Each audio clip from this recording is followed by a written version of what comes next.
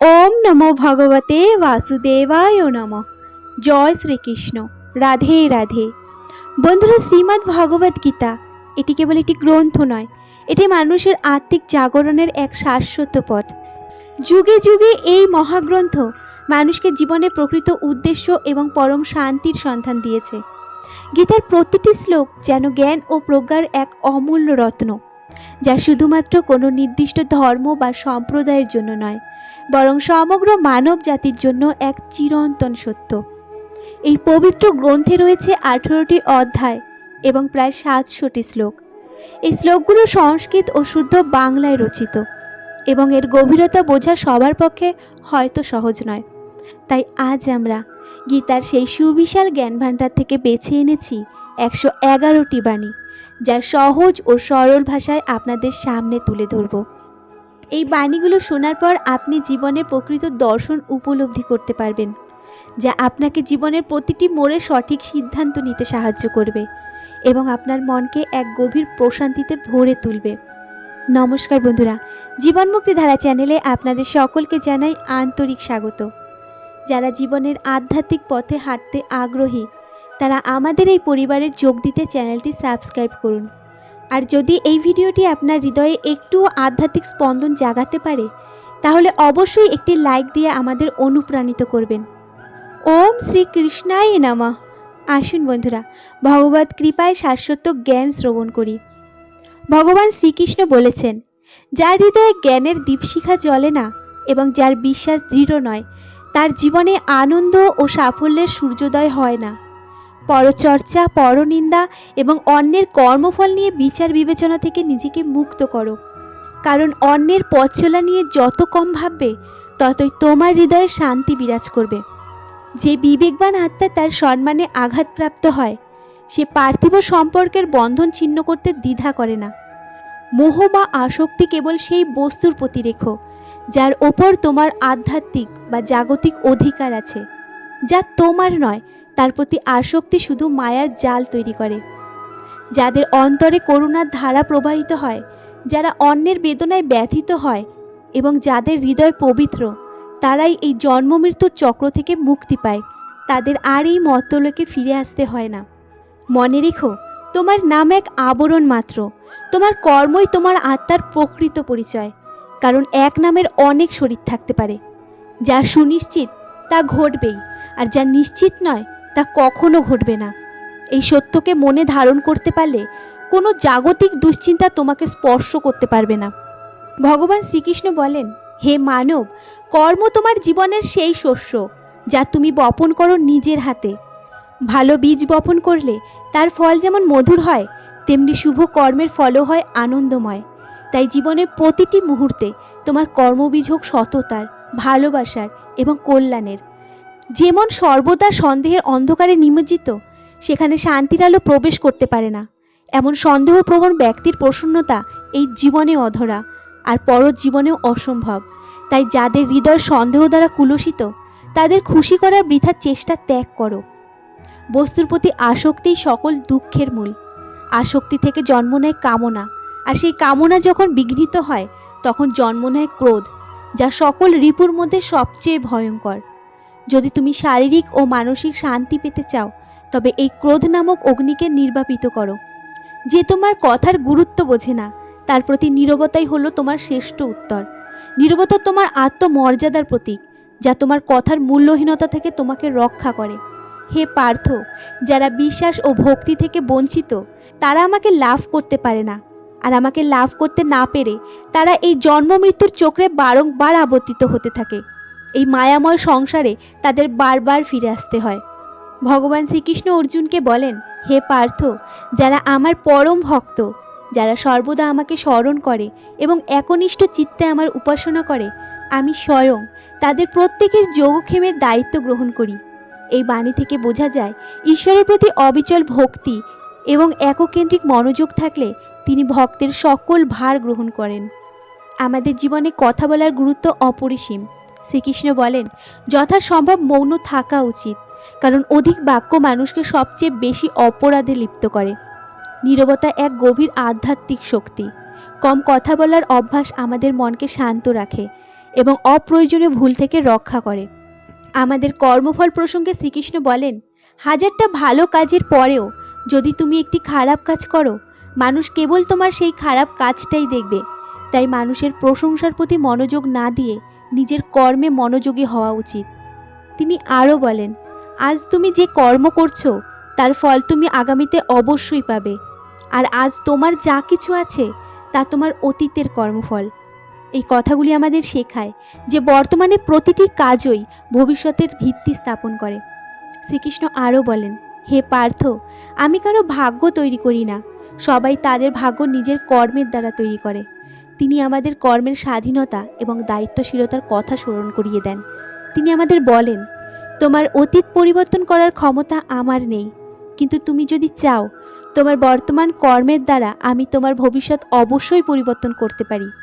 এটি আমাদের আশ্বস্ত করে যে আমাদের হাতে আমাদের ভবিষ্যৎ গড়ার শক্তি রয়েছে। শ্রীকৃষ্ণ কর্মের প্রকৃত সংজ্ঞা দিয়ে বলেন, ভালো কর্ম কেবল সেটাই নয় যার ফল সবসময় ভালো হয়, ভালো কর্ম তো সেটাই যার উদ্দেশ্য কখনো খারাপ হয় না। এই কথাটি আমাদের শেখায় যে আমাদের কাজের উদ্দেশ্যই সবচেয়ে গুরুত্বপূর্ণ, কারণ সৎ উদ্দেশ্য নিয়ে করা কোনো কাজ কখনো বৃথা যায় না, বরং তা আমাদের আত্মাকে পরিশুদ্ধ করে এবং আমাদের আধ্যাত্মিক পথে এগিয়ে যেতে সাহায্য করে। কর্ম করার আগে ভাবনা অপরিহার্য, কিন্তু অতিরিক্ত ভাবনা যেন কর্মকে বাধা না দেয়, কারণ প্রয়োজনের অতিরিক্ত চিন্তা অনেক সময় দুশ্চিন্তায় পরিণত হয় এবং কর্মের পথ রুদ্ধ করে দেয়। সময়কে অনুসরণ করে নিজেকে বদলাতে শিখুন, অথবা সময়কেই নিজের মতো করে বদলানোর চেষ্টা করুন, কিন্তু কোনো অবস্থাতে নিজের ভাগ্যকে দোষারোপ করবেন না। প্রতিটি পরিস্থিতিকে হাসি মুখে মেনে নিয়ে এগিয়ে চলার চেষ্টা করুন। অন্যের জীবনের পরিপূর্ণ প্রতিচ্ছবি হওয়ার থেকে নিজের জীবনের অসম্পূর্ণতাকে নিয়ে বেঁচে থাকা অনেক বেশি শান্তির। এই জগতে কেউ সর্বগুণ সম্পন্ন নয়, তাই সম্পর্ককে টিকিয়ে রাখতে অন্যের কিছু ত্রুটি বা দুর্বলতাকে এড়িয়ে চলতে শিখুন। ভগবান শ্রীকৃষ্ণ বলেছেন, কেবল কর্ম না করার মাধ্যমে কেউ কর্মফল থেকে মুক্তি পায় না এবং কর্ম ত্যাগ করেও সিদ্ধি লাভ করা যায় না। মানুষের কেবল কর্ম করার অধিকার আছে, তার ফলের ওপর নয়। নিজেকে কর্মফলের কারণ মনে করবেন না, আবার কর্ম না করার প্রতিও আসক্ত হবেন না। ভগবান শ্রীকৃষ্ণ বলেন, হে মানব, কর্মহীনতা কোনো অবস্থাতেই সম্ভব নয়, কারণ প্রকৃতির অমোঘ নিয়মে প্রতিনিয়ত কর্মের প্রবাহ চলতে থাকে। প্রতিটি জীব তার স্বভাবগত গুণের প্রভাবে কর্ম করতে বাধ্য। মানুষ মূলত ভালো বা মন্দ নয়, তার কৃত কর্মই তার পরিচয়। যেমন কর্ম তেমন ফল, এটাই জীবনের অলঙ্ঘনীয় বিধান। এই মহাবিশ্বে কোনো সমস্যাই সমাধানবিহীন নয়। যখনই কোনো সংকটের জন্ম হয়, তখনই তার সমাধানের বীজও উপ্ত হয়। তাই ধৈর্য ধরে সমাধানের পথে এগিয়ে চলো। আজ না পারো তো কাল সেই সমাধান অবশ্যই আসবে। যেমন অর্জুনের দিব্যতির মরুভূমির শুষ্কতা ভেদ করে জলের ধারা বের করে এনেছিল, তেমনই তোমার সংকল্প শক্তি সব বাধা দূর করবে। মনে রেখো, মনের অবস্থা অনুযায়ী পরিস্থিতি ভিন্ন রূপে ধরা দেয়। যখন মন দুর্বল, পরিস্থিতি তখন এক পাহাড় সম সমস্যা। যখন মন স্থির ও শান্ত, তখন সেই পরিস্থিতি এক কঠিন পরীক্ষা। আর যখন মন দৃঢ় ও শক্তিশালী, তখন প্রতিটি পরিস্থিতি আমাদের জন্য এক অপার সুযোগ। আমাদের জীবনের পথ ভুল দিয়ে ভরা, কিন্তু সব থেকে বড় ভুল হলো সেই ভুল যা থেকে আমরা নতুন কোনো শিক্ষা অর্জন করতে পারি না। আত্ম উপলব্ধি জীবনের সবচেয়ে বড় শিক্ষা। ভগবান শ্রীকৃষ্ণ অর্জুনকে বলেছিলেন, হে পার্থ, এই দেহের মাঝে যিনি আছেন তাকে কেউ বিনাশ করতে পারে না, তাই কোনো প্রাণীর জন্য তোমার শোক করা অনুচিত। মানুষ যেমন জীর্ণ বস্ত্র ত্যাগ করে নতুন বস্ত্র পরিধান করে, তেমনই আত্মা পুরাতন ও অকেজো শরীর পরিত্যাগ করে নতুন এক ভৌতিক দেহ ধারণ করে। এই কারণে কোনো জীবের বিনাশে শোক করা উচিত নয়। এই শরীর নশ্বর হলেও আত্মা চিরন্তন, অবিনশ্বর। কোনো অস্ত্র তাকে ছিন্ন করতে পারে না, জল তাকে ভেজাতে পারে না, আগুন তাকে দগ্ধ করতে পারে না এবং বায়ু তাকে শুষ্ক করতে পারে না। তাহলে কিসের এত শোক, কিসের এত ভয়? আমাদের জীবনের সমস্যাগুলো আসলে ততটা শক্তিশালী নয় যতটা আমরা তাদের মনে করি। কখনো কি শুনেছ যে অন্ধকার সকাল হতে দেয়নি? এটি আবশ্যক নয় যে সবসময় তোমার কথাই সঠিক বলে বিবেচিত হবে। তাই কখনো কখনো নীরব থাকতে শেখো। যে যত শান্ত, সে তত গভীরভাবে তার বুদ্ধির প্রয়োগ করতে পারে। অন্যের সমালোচনার ভয়ে তোমার লক্ষ্যকে পরিত্যাগ করো না, কারণ যারা আজ তোমার সমালোচনা করছে তোমার সাফল্য তাদের দৃষ্টিভঙ্গি পরিবর্তন করে দেবে। তোমার জয় ও পরাজয় তোমার মানসিকতার উপর নির্ভরশীল। যদি তুমি পরাজয় মেনে নাও তবে তুমি পরাজিত হবে, কিন্তু যদি তুমি বিজয়ী হওয়ার দৃঢ় সংকল্প করো তবে তুমি অবশ্যই জয়ী হবে। সবচেয়ে প্রাজ্ঞমন তারই যে সাফল্যের অহংকারে স্মিত হয় না, আবার ব্যর্থতার আধারেও ডুবে যায় না। প্রশংসা যখন তোমায় ঘিরে ধরে তখন আরও সতর্ক হও, কারণ সেটাই আসল পরীক্ষার সময়। কারো সাথে নিজেকে তুলনা করো না, কারণ তুমি যেমন সেই রূপেই তুমি অদ্বিতীয়। তোমার মনই তোমার শ্রেষ্ঠ বন্ধু যদি তাকে জয় করতে পারো, অন্যথায় সেই হয়ে ওঠে তোমার সবচেয়ে বড় শত্রু। জীবনে নেতিবাচকতা আসবেই, কিন্তু তার লাগাম তোমার হাতে। মনে রেখো, ভালো দিনের আলো দেখতে হলে তোমাকে খারাপ দিনের অন্ধকার পেরোতেই হবে।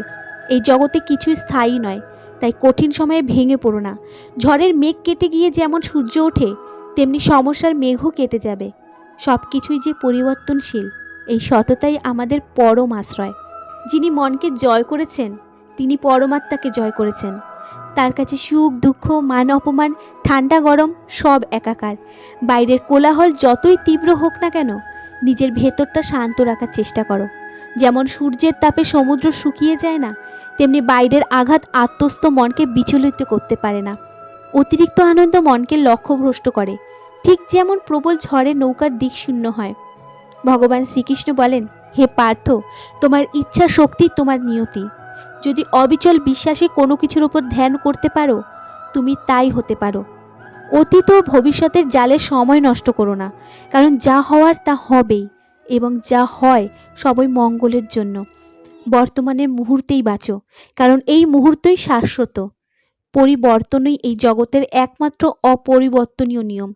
সুখ দুঃখ জয় পরাজয় সবকিছুর ঊর্ধ্বে উঠে জীবনকে উপলব্ধি করো। ক্রোধকে বশ করো, কারণ ক্রোধ ভ্রম সৃষ্টি করে, যা বুদ্ধি নাশ করে এবং পতনের পথ খুলে দেয়। রাগ কামনা ভয় এগুলো আমাদের অন্তরের পরম শত্রু।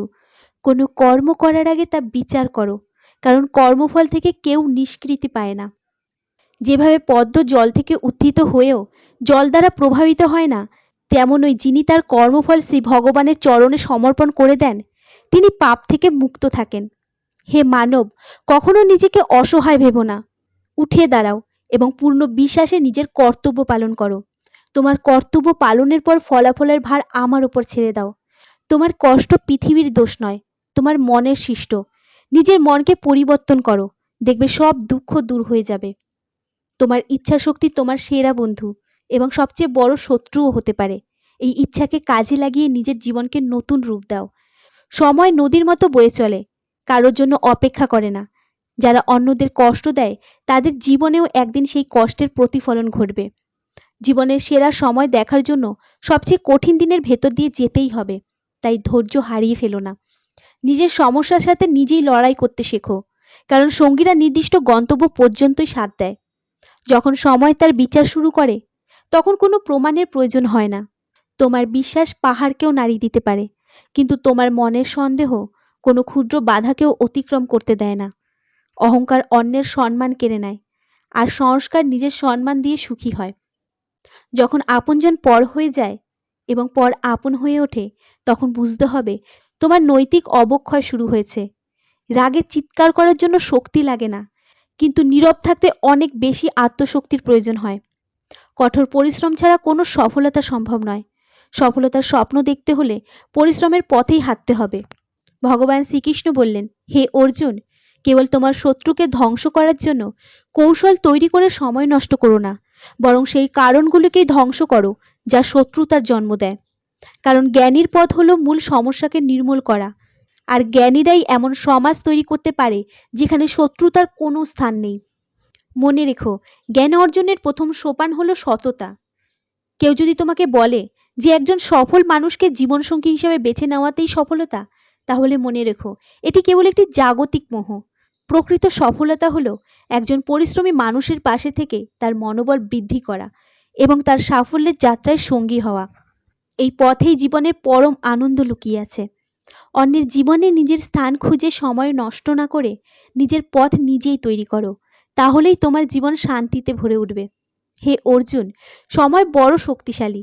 এটি এমন এক শক্তি যা সব কিছুকে পরিবর্তন করতে পারে, তা সে ব্যক্তি হোক বা সম্পর্ক। একটি ভুল মানুষকে যেমন গভীর কষ্ট দেয়, তেমনই সেই ভুল থেকে অর্জিত শিক্ষা ভবিষ্যতে হাজার ভুল করা থেকে রক্ষা করে। যখন হৃদয়ে আঘাত লাগে আর সেই আঘাতে রক্ত ঝরে না, তখন বুঝবে সেই আঘাত কোনো আপনজনের দেওয়া। কারণ বাইরের আঘাত কেবল শরীরকে কষ্ট দেয়, কিন্তু আপনজনের আঘাত আত্মাকে বিদীর্ণ করে। সবাই যখন তোমার পরাজয়ের অপেক্ষায় থাকে, তখন তোমার বিজয়ই প্রকৃত আনন্দ। কারণ সেই বিজয় শুধু তোমার নয়, বরং তোমার ইচ্ছা শক্তিরও বিজয়। অনেকেই ভাবে দুঃখ দূর হলে মন শান্ত হয়, কিন্তু এই ধারণা ভুল। মনকে শান্ত করলেই সকল দুঃখ দূর হয়। যখন কোনো কিছু প্রয়োজনের অতিরিক্ত হয়, তা কেবল দুঃখই নিয়ে আসে, তা সে প্রেম হোক বা অহংকার। রাবণের মৃত্যু কেবল অহংকারের জন্য হয়নি, তার মৃত্যু হয়েছিল সেই ভরসার কারণে, যা সে তার আপনজন বিভীষণের প্রতি রেখেছিল। যখন শত্রু ঘরে প্রবেশ করে, তখন অহংকারের চেয়েও ভয়ঙ্কর হয় সেই বিশ্বাস যা একজন শত্রুকে দেওয়া হয়। যখন সমাজে জ্ঞানী ব্যক্তিরা নীরব থাকে আর অজ্ঞ ব্যক্তিরা আস্ফালন করে, তখন সেই সমাজ ধ্বংসের পথে এগিয়ে যায়। হে পার্থ, যে ব্যক্তি আমাকে পূর্ণ বিশ্বাসে তার আরাধ্য দেবতা রূপে পূজা করে, আমি তার সেই বিশ্বাস আরো দৃঢ় করি। কারণ বিশ্বাসই হলো ভক্তির মূল ভিত্তি। তুমি অতীতকে বদলাতে পারবে না, তুমি বর্তমান থেকে শুরু করতে পারো। তোমার বর্তমানের প্রতিটি পদক্ষেপই তোমার ভবিষ্যৎকে নতুন করে রচনা করবে। বন্ধুরা, আপনাদের উদ্দেশ্যে একটি কথাই বলতে চাই। যখন জীবনের পথে হতাশা নেমে আসে, যখন বিশ্বাস টলে যায় এবং কোনো দিশা খুঁজে পান না, তখনই শ্রীমদ্ ভগবদ গীতার শরণাপন্ন হন। গীতা কেবল একটি ধর্মগ্রন্থ নয়, এটি জীবনের এক পূর্ণাঙ্গ দর্শন। এখানে আপনার সব প্রশ্নের উত্তর লুকিয়ে আছে, যা আপনাকে নতুন করে পথ দেখাবে।